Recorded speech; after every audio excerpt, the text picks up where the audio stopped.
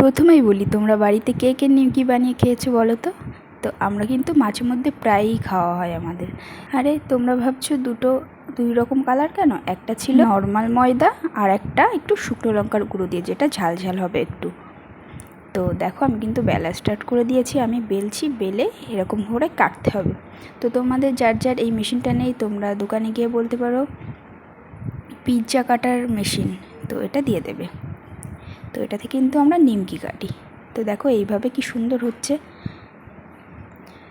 তো আজ বানাচ্ছি, তো ভাবলাম তোমাদের সাথে শেয়ার করি, তাই তোমাদেরকে একটু দেখালাম। তো দেখো এটা কি সুন্দর লাগছে, পরপর কেটেছি।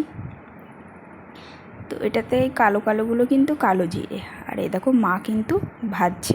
বাড়িতে বানানো নিমকি কিন্তু খেতে খুব টেস্ট হয়।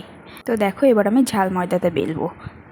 এরপর দেখো মা কিন্তু এক এক করে সব ভেজে নিয়েছে, এখনও কিন্তু সবটা ভাজা হয় না, এখনও অনেকগুলো বাকি আছে। তো দেখো কেমন হয়েছে জানিও, তোমরাও বাড়িতে ট্রাই করো। তো আজকের ভিডিওটা এই পর্যন্তই, ভালো লাগলে লাইক কমেন্ট করো, টাটা।